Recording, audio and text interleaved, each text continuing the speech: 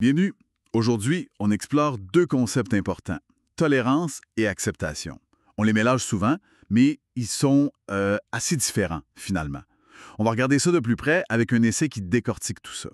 Notre but, c'est de voir comment on passe de juste, mettons, endurer la différence, même gentiment, à vraiment reconnaître l'autre pour ce qu'il est. C'est subtil, mais ça change la donne. Oui, la distinction est vraiment cruciale. Si on se baisse sur l'essai, tolérer, ça veut dire en gros supporter ce qu'on désapprouve. C'est souvent un contre-cœur, là.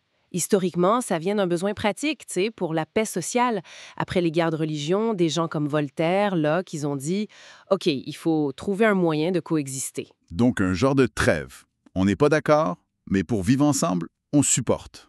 C'est ça. Exactement. C'est comme un compromis politique, juridique. La petite phrase qui résume, ce serait bon, j'aime pas ça, mais je t'empêcherai pas de le faire. C'est un minimum. OK, ça c'est le seuil minimal. Mais l'acceptation, alors, c'est quoi la différence majeure? Ah, l'acceptation, c'est une autre game, comme on dit.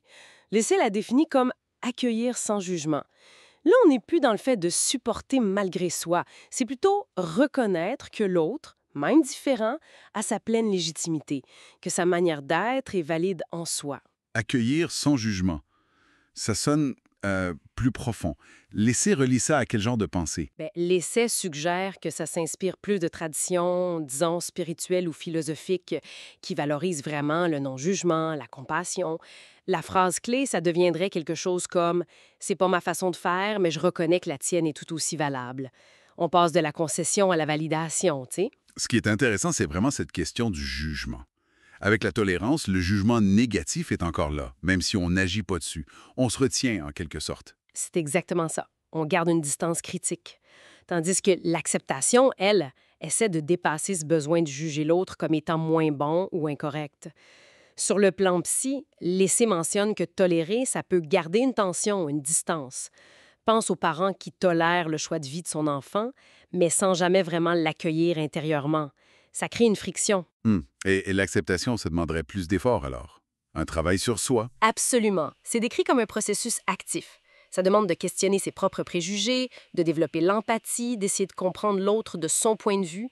C'est un cheminement qui, d'après l'essai, mène à des relations plus vraies, plus solides, moins basées sur des non-dits. J'imagine que pour la société aussi, ça a des impacts différents. Tout à fait. La tolérance, c'est essentiel. Ça assure la paix civile, ça évite la violence. C'est déjà énorme. Mais l'acceptation, c'est ce qui permettrait l'inclusion réelle. L'essai donne l'exemple d'Art. On ne fait pas que tolérer une personne transgenre. On reconnaît pleinement son identité, sa place. On passe de laisser exister à côté à faire partie intégrante d'eux. Oui, je vois. Mais est-ce que laisser met des limites? Accepter, ça veut dire tout accepter, même ce qui est nuisible. Non, et c'est super important comme nuance. L'essai le dit bien. Accepter la personne, ça veut pas dire cautionner tous ses comportements, surtout s'ils font du tort. Il faut garder son jugement critique sur les actions. Et il y a aussi le paradoxe de Popper que l'essai rappelle, si on tolère l'intolérance de manière illimitée, ben on finit par détruire la tolérance elle-même. Fait que oui, il y a des limites. C'est un équilibre à trouver, c'est clair. L'essai fait aussi un lien avec l'acceptation de soi, je crois. Oui, c'est un point clé. Souvent, notre difficulté à accepter les autres, ça reflète notre propre difficulté à nous accepter nous-mêmes, avec nos failles, nos contradictions. C'est plus facile de rejeter chez l'autre ce qu'on n'aime pas en soi.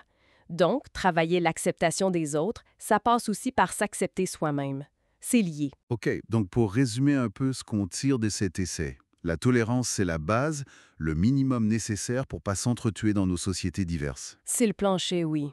Mais l'acceptation, c'est présenté comme l'étape d'après. C'est vraiment le cœur du lien humain, selon l'essai.